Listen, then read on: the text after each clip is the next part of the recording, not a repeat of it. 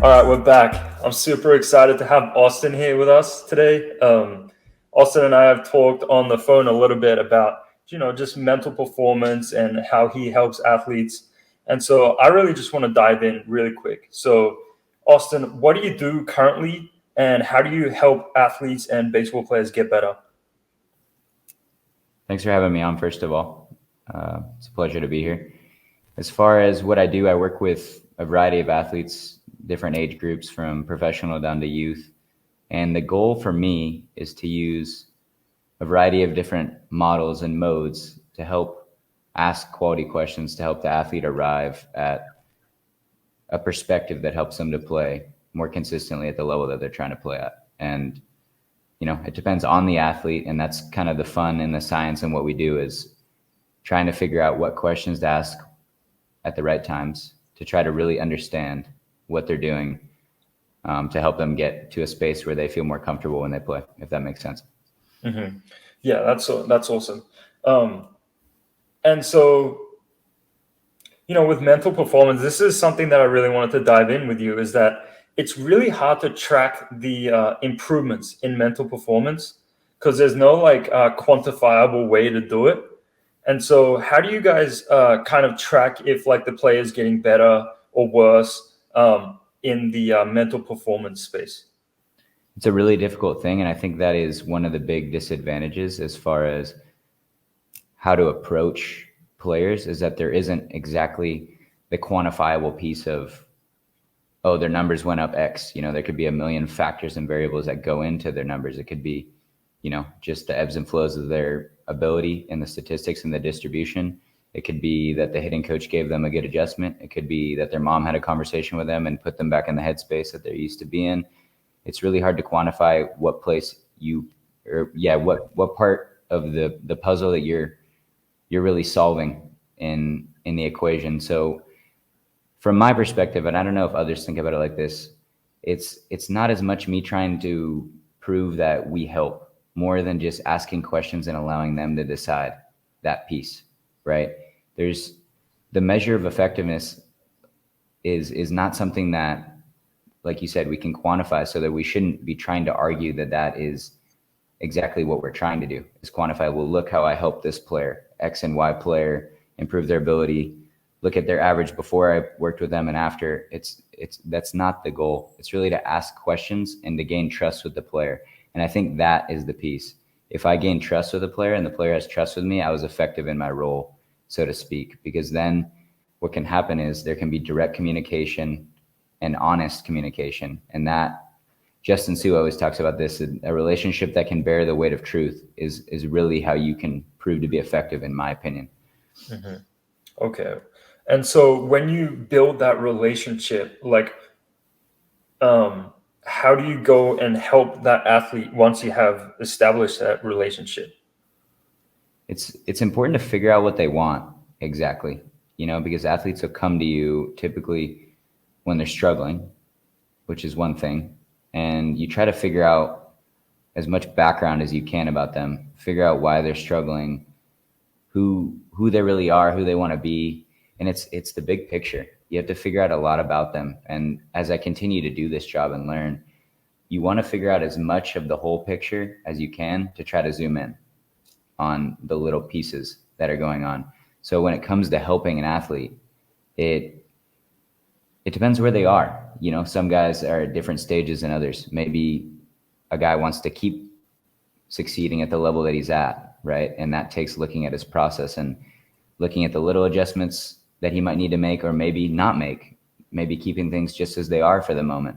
Or another guy might have really big goals, and it's a long process. You're playing the long game. So other pieces of the puzzle are important.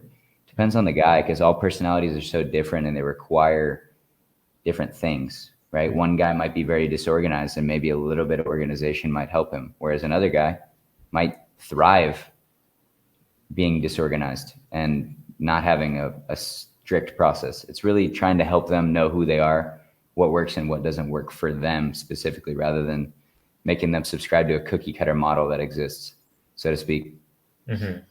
Okay, awesome. And so what kind of problems do the athletes come to you with? Is it usually like um, guys who are like have mental blocks, like have the yips, or is it like more of like a mental health issue? What kind of problems come toward your business and like your services?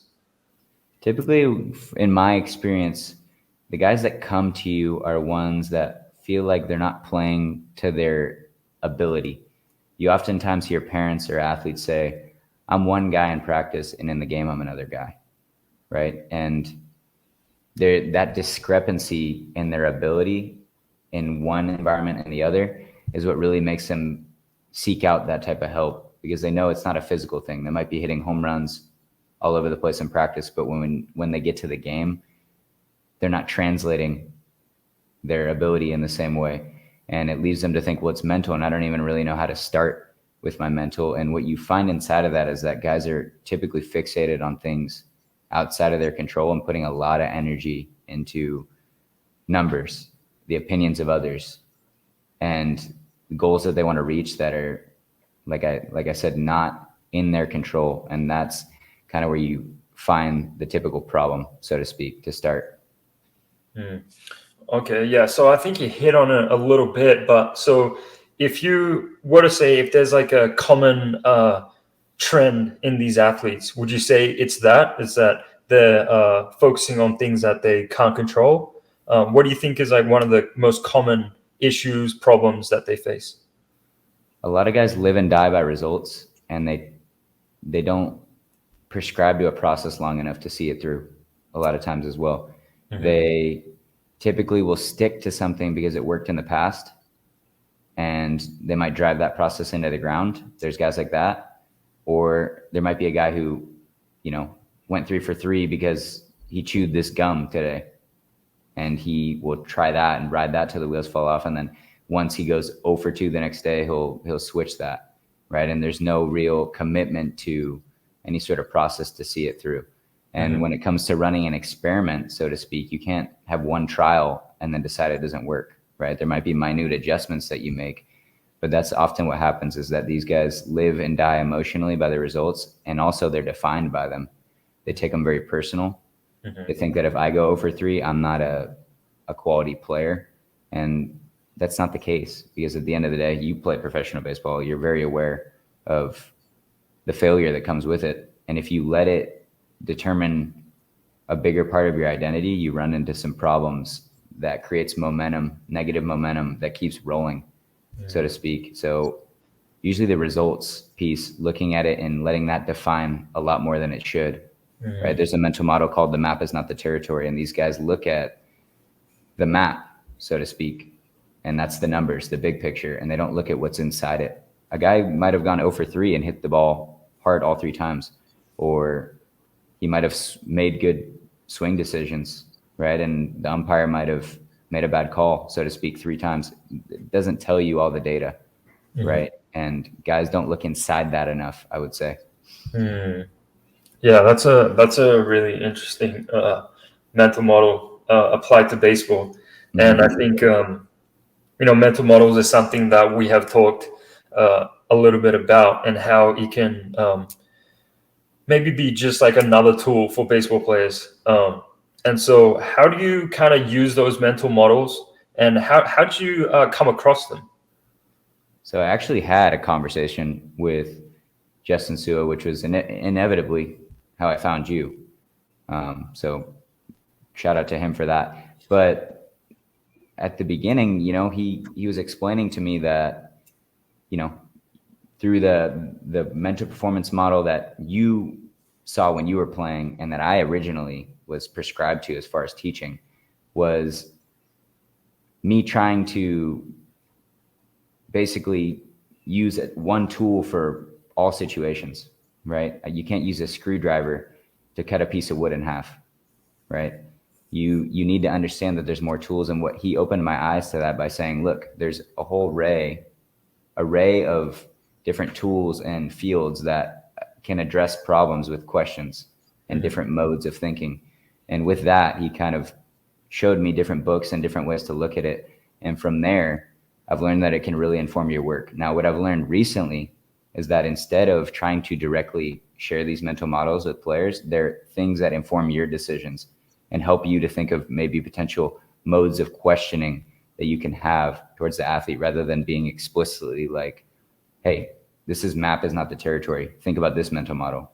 Because oftentimes athletes don't really care about that, right? You want to ask them questions that make them think more, that might make them arrive at a different perspective on their own. You can't force it, right? So that's what mental models have done, and I'm still learning because there's so many, right? And the science of it really seems like you see a problem in real time, and there's a list of mental models that you can think of on your own that can inform your line of questioning, so to speak. So that's the power of those mental models, rather than just saying, hey, this is a routine you should use. Here's red light, green light. And I think you've alluded to that in an article you've written where that just didn't line up for you, right? Yeah. And you did a really good job of explaining a mental model that would have aligned with that same sort of thought process. And that's exactly how you can use it, so to speak. That's awesome. So going back to like players who struggle with being result oriented and being too focused on results, how would you address that now versus how would you have addressed it before when you were doing like more the traditional mental performance versus now when you have like the newer mental models type perspective? Yeah. I think before I would have prescribed to, oh, look, here's a chart. Let's write down all the things you can and can't control. Here it is. Now focus on that, right? Telling them what to do, guiding them down the path that I think they should go down, right? Which, no knock against those charts. They've worked for a lot of guys, right? Having those things and defining them is not a bad thing. However, in informing the line of questioning and focusing on the specific things that they're focused on, like maybe it's a coach's opinion, right? And you might help them in the line of questioning that you use to arrive of, you want them to say it, not you, right? You want them to be able to be the one to say, wow, that's actually out of my control. And here's maybe another way that I could think about it, right? Rather than you saying, oh, look, here's a list, follow that, right? Because it just doesn't line up. People like to run to their own conclusions. We're all independent thinkers, so to speak. Instead of throwing a prescription at somebody, ask them questions to get them to a perspective that makes them feel more comfortable, that they can run forward with, so to speak. Yeah, that makes sense. So basically you're trying to give them tools to be able to come up with a conclusion that makes sense in their mind versus just like a tool or something, hey, do this and it'll get better type thing. Exactly. Okay, awesome. That's awesome. So can you tell me a little bit about prescription versus perspective and why perspectives are just so effective and why it might be like a superior option? Because prescriptions, for me, even if you think about them with actual medicine, right? The doctor tells you you're sick, here's an antibiotic, right? And you take it for 2 weeks and it works. And then you feel better. You might go back to the same lifestyle that you had before, right? The prescription might work for when you're not doing well. A perspective, if somebody really gives you that, it sticks with you. It's a foundation. It's like, okay, you need to eat better. And then you start to eat better and you feel better and you continue to do that. And you say, okay, I'm changing my lifestyle choices. This is just an example, completely unrelated. But the point is that when you give someone a prescription, it's a shallow solution, right? It's just, okay, throwing this at you and, oh, that worked. I give him a pre-pitch routine and now he's raking. Okay, great. But there's not that much depth in the understanding of why they're doing it, right? Versus if they come to their own conclusions, it takes a little bit more deep thinking. And the deep thinking is harder to arrive to, but the conclusions stay around longer, right? And with that deeper thinking, there's more flexibility in it.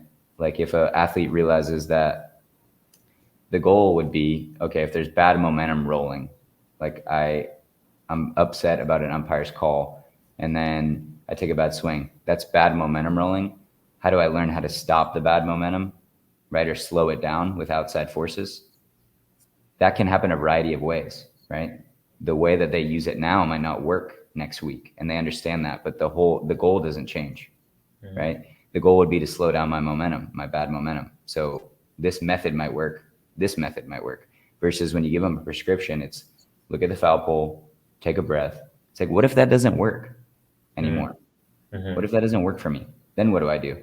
Right? There's no deeper understanding of why we're doing it, versus the perspective is, okay, this is why I would do whatever I do. That thought process is informing my actions rather than the actions just being the end goal, the ends and the means, so to speak. Yeah, that makes a lot of sense. I think that is super powerful, and that's something that I realized as well in my baseball career. It's like, the mental breakthroughs that I had was like, it might have been a conversation with a big leaguer, or like just like I saw something in real life where it's like it changed my perspective on things. Like, wow, that's okay. So that's how it actually works, instead of like a mental performance tool. That never actually really worked for me. So that makes a lot of sense.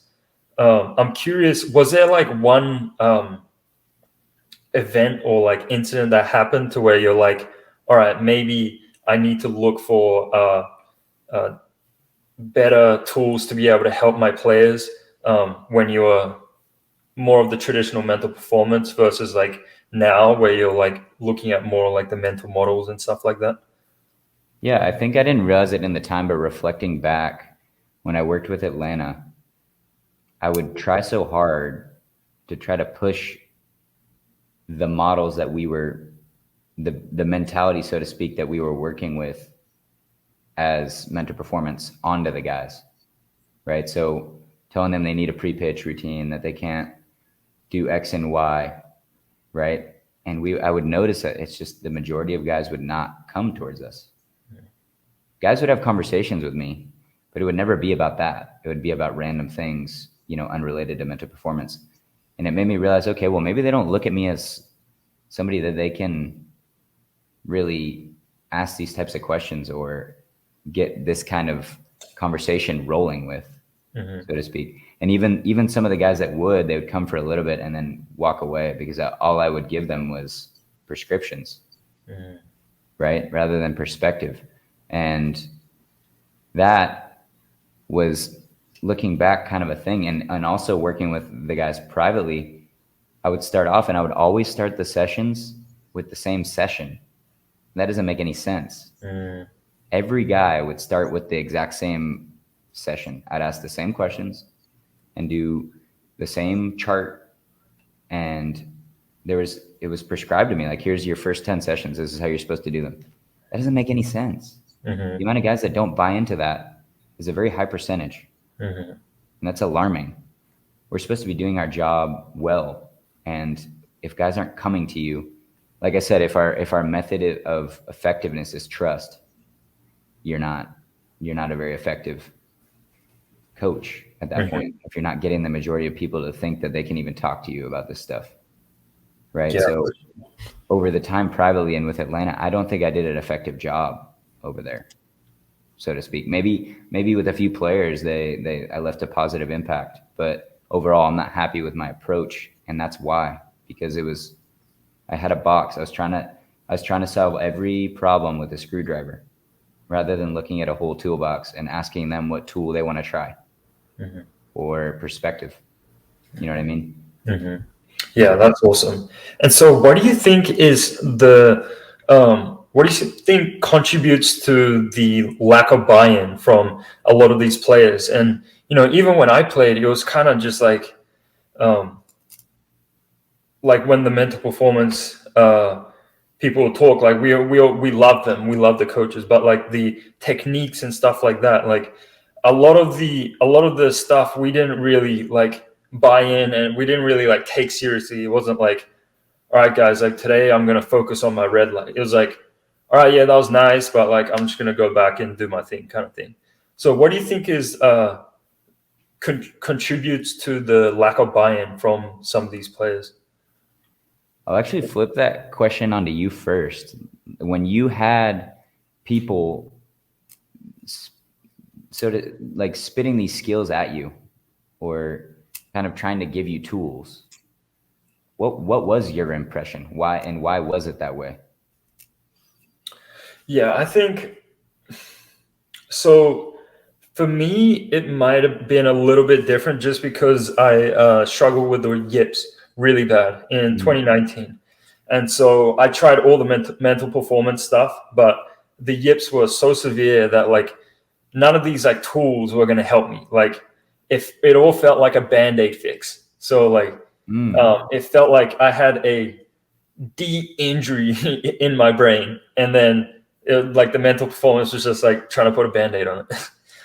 And so I kind of recognized that a lot of these tools aren't going to help me. I needed to like really like dig deep and like learn about myself and like get all these perspectives and really change my mindset towards everything to be able to fix the yips. And so from then on, I was like, all right, like for me, I need, the self-discovery, mental models, more perspective type stuff, more than the tools. And so that's why my buy-in was quite low. I'm not too sure about the other players though. I think, like there was one time where I asked my teammates after a mental performance meeting, like, hey guys, like, so like, what did you think of that meeting? And like I asked all the guys in the bullpen, and like 90% of them were like, I mean, it was nice, but like, it's kind of eyewash, exactly. That's the words they use. There it is. Yeah. Um, and I was wondering, like, why is that? And I'm actually not sure. It's just kind of like I don't know. It's like an uncool thing, or maybe it's like just because you can't see the results straight away, it's just not something that you work on. But do you have any thoughts on why that is? I think what you just said informed because I also don't have the answer to that question, but the line of response that you just had there was interesting. The band-aid part, I think a lot of guys possibly look at it like that. Maybe a thing, it's not getting very deep. Mm. It's not helping a guy really understand. He doesn't see the purpose in it.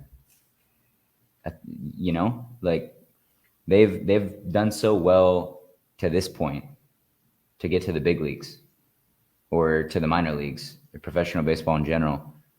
And now I'm just throwing a tool at them. They're why would I take that? Why would I bother? Right? They're not understanding what's under it at all. Like why would I even bother to do that? And they don't to understand why you'd want to go into any of these things, you have to understand yourself, like you said, the self-discovery part. And maybe within that self-discovery, you might use a tool or two along the way because it fits your personality, what you need, right? Justin told me a story once about a player that he worked with that was struggling, and he said, I need a routine. And Justin was like, no, you don't. I know you well. You don't. That's not you, right? And Justin took the time to get to know the guy, and he actually was saying, don't take that prescription. Don't. And the guy came back to him later, and he's like, you were so right about that. Thank you. Right. And it's like, that's a really interesting, nobody ever talks about that. Like those type of stories where like if a general mental performance coach, if I was in his position at that time, back when I was in Atlanta, I would have given him, here, we can sit down, we can set up this routine. You can, swipe 2 times on the cleat cleaner and then take a look at X marks the spot and take a breath and then hop back on every pitch. And that was not the right thing for that guy. Right. Mm-hmm. So it's I think inadvertently they know it's not that deep. It's just it's like if you see something on Instagram, something new, you're bound to be suspect to it first.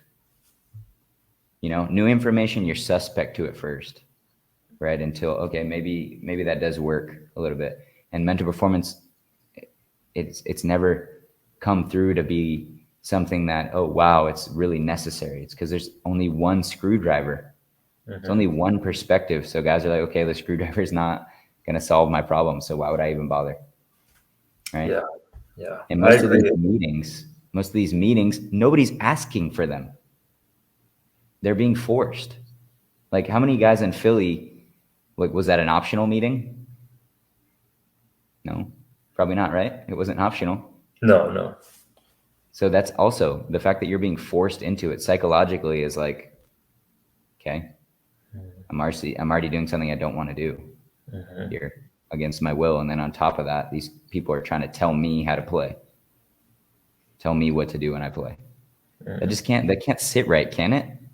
I Yeah, don't I know. agree. Yeah, I think that's 100% right. Where it's like we just recognize that it's not that deep. Like what I kind of have heard is like, like when I'm in a high pressure situation and like, I'm feeling that pressure, I'm feeling that fear. Like,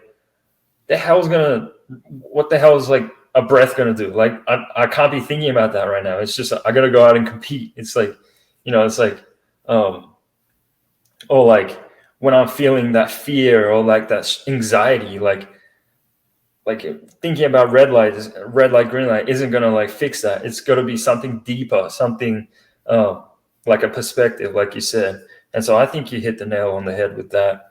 Um, yeah, I think yeah,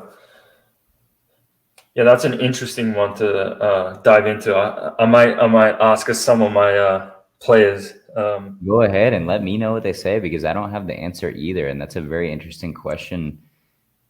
It's what we know is it's not working. Mhm. That's at least what I know. And maybe I'll get ostracized for that by the general community, but I'm going to speak my experience for I felt like until I changed a little bit of my perspective, I felt like I was very ineffective at my role. Okay, awesome. Well, so we talked a little bit about the mental models. I know there are like a huge range of them, and there are a ton of them. Do you have like 3 to 5 that are like your go-tos, that are kind of like your favorites, or is that kind of difficult? It's really hard because I'm learning so many of them at a time, and then I'll learn a new one that really hits, so to speak. I think momentum is a very big one. I think map is not the territory is a very big one. I think thought experiments are a big one. First principle thinking, like helping a guy kind of, I think first principle thinking and irreducibility go really close hand in hand. Like getting your process down to the bare bones of stuff that should always be the case about, like I try to get guys to think of, okay, when I pitch, what are things that I have to do, right? And some guys will say, okay, like I have to be aggressive when I pitch. That's a first principle for me. I have to get into my legs, right? And the modes to get there might be different. You can put the Legos together in different ways, but you try to help them realize those type of things. But yeah, first principle, irreducibility go together for me a lot. The map is not the territory is a big one because guys look at results a certain way, and you want them to look inside of it, right? Reciprocation is a big one where you want them to, because a lot of what happens too, especially in these early college seasons, is these guys like size up their competition, and they don't want to share. It's like if you're in the mode to share, you guys can. It's like wisdom of crowds. You guys can both learn from each other if you stop looking at it like that. Like, oh, this guy's my enemy. I don't want to. It's like trade secrets, stuff like that. But it really depends. I think as I learn more of them, I try to implement more. But sometimes it's not like you think of a specific mental model. It's more the line of questioning that you learn from the mental model that comes into play, more or less. Okay, awesome. What about you? I know you read up a lot on those type of things. What do you think would have helped you a lot? So I've written a little bit about this, and I've talked a little bit about it. But my favorite one is the spotlight effect. That is a big one. Yeah, and just to briefly explain it, it's just your brain thinks that other people are thinking about you more than they actually are. Yeah, And it's so very true. how I explain it is like, like when you make a mistake or when you make like an error or something, it feels like all eyes are on you, and it's like everyone's looking at you. But to be honest, like everyone's just thinking about themselves. They're not worried about you. You know, they're too worried. They're too busy thinking about themselves to be worrying about you. So, um, you know, you're not that important. Like, just get over it. Like, it's not a big deal. No one's thinking about you. So just like effort is kind of like what my thing is. It's like, you know, Right. people aren't, because people get so caught up in, oh my god, I'm scared of what this guy thinks of me, coaches, like front office, all of this. And so that was a big one for me to be like, you know what, no one's actually really thinking about me. Like, so I'm just gonna do me, and I'm just gonna play loose, and then do me. um, that was a big one for me. As far as other ones, you know, I actually had a hard time relating a lot of these mental models to baseball, and I only started thinking about them when I started talking to you and Justin Sewer. Um, but now that I hear it, like the map is in the territory is like a super interesting one, for how you explain it. It's like, you know, here are the results, here are the stats, but what's inside of it? Like a really great one is like the ERA of a pitcher. You know, like Hmm. you might have a huge ERA, but you might have like a really good fit, which can be common. So it means that like you're doing everything you can in your control. You're pitching well. It's just like balls are finding holes, and Right. so that's a really good one.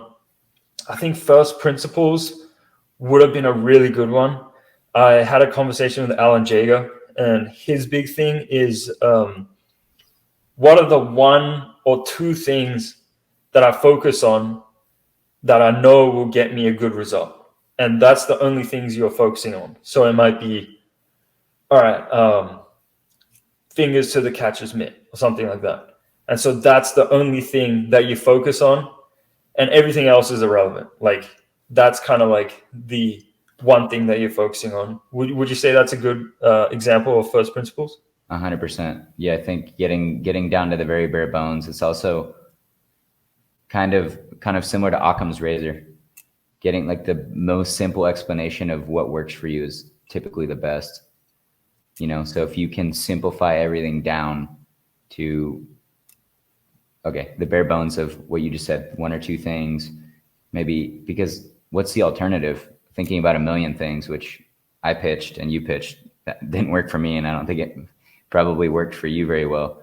So we know that that doesn't work, right? And sometimes you can even take the reverse and say, okay, we know what doesn't work, so we can almost deduce down based on what doesn't work into a process that works as well. You know, but the first principles piece, I think would have been important for me as well pitching, and I never thought about it like that. Mm-hmm. I'm curious, when you try to teach these athletes the mental models, do you actually tell them like the name of it, like Occam's razor or first principles thinking or stuff like that? Because I feel like it can be a little bit intimidating. I know it would have been for me, like what the Mhm. hell, like what is that? Do you tell them like what it is and then explain it to them, or do you kind of just give them the takeaways from that mental model? I was doing that for a while. It's almost because when I was first learning it, I was so eager to put it into play that I was making it part of my sessions. Like, oh, this is the mental model we're going to be talking about now. It's like that's also not how you're supposed to use it. And I had this conversation. It was super helpful, like with Justin Sua, like 3 weeks ago, where he was. I don't ever tell athletes the mental models. I just let them inform. They're more for us, the practitioner, to think about how to go about the session, right? So what I started doing with myself and with him is writing down the scenarios that I have with a client. This is what's going on, and then thinking, okay, what mental model would I use, and what line of questioning would that mental model help me to arrive at, and I'll juxtapose it with his thoughts on it, and it kind of helps me to learn, oh, I didn't use that right, or oh, I am using that right, because it's trial and error. Keep in Mm-hmm. mind, he's been doing it for 15 years, and for a guy like me that's just learning, I've been mental performance coaching for a few years, but this new mode of thinking is newer to me, like 4 or 5 months, so to speak. And it takes time to be able to quickly kind of think of the mental model and implement the questioning without directly explicitly stating it. Because like you said, I think it'd be intimidating. I don't think as a player I'd care about what a razor is. I would not care. I just want to pitch well. So what you have, like what do you got? Yeah. That's how I would feel, I think. Yeah. So, okay. So if someone's listening to this and they're like, all right, I'm interested in mental models, where would you say they should go? Because, with the mental models, it's very, it's like, I haven't seen anything that's related to sport. I don't know. I haven't really seen any resources or blogs or videos or anything about that. I've read up on the mental models, but it's more related to, um, like the finance world and the business world and stuff like that. For sure. So, where would you direct someone who's interested in the mental models, but who is an athlete or a baseball player? I think that Shane Parrish is the best place to start because he goes for the very big general ones. And with those, general concepts are easier to apply to a lot of things. And what was helping me at first, the more you read about them and the more you learn, the more you can see how they apply into different ways. You get more creative with your mode of being able to use them. But those give you the foundation. There's 3 volumes. The 4th one's coming in October, I believe. But if you have questions, even ask ChatGPT, which I tried that a lot at first, and ChatGPT would spit out stuff that wasn't very helpful. But sometimes it does. It's like, oh, actually, I could see how that could relay in one. For instance, like the other day, I read about the law of diminishing returns, where things are good to a point, like you can get returns, but those returns diminish past a point. And as an athlete, that's super important to know, because guys can work themselves through the ground, for 1,000,000 swings or 1,000,000 pitches or whatever, and those returns might diminish. But there might be another guy who's not getting to the point where he's getting the full amount of his return based on the work he's putting in too. So it's like that. I guess I would encourage people to read, inform themselves, and then try to actually sit down. Don't read fast. You don't need to just get through the book to say you read it. Sit with the mental model, maybe read it over again and see, maybe today I don't understand a perspective that this could apply to, but then tomorrow I read it again and say, oh, got it. Because there's some mental models I read about and I did not understand. Point blank, did not get it. And then like 3 or 4 times after reading it, I kind of get a handle on it. And then after actually thinking about how I could use it, oh, now I kind of get it. Right? So it takes time. But like you said, deep thinking takes time. You don't drill deep quickly. You don't. Right? It doesn't make sense. So that's what I would encourage people to do, because I think that's not the dumbed down version, but the most simplified, bare bones version of mental models to start. Yeah, that's awesome. That's awesome. I think just like reading in general is such a good tool for players to do. No one really does it these days, but just for like one thing that could enhance your like mental performance, or like give you a better perspective on performance or life or whatever. I think reading is such a good exercise to do for the mind. Do you have something that's like that you'd recommend athletes to do to increase their mental performance, or like get better perspectives on like playing? I think reading is a super big piece, but I know that's not for all guys. So you could ask yourself some really good questions from the mental models without reading them. You could hypothetically understand, okay, so they heard us talking about first principles thinking on here. They're like, what is that? Okay.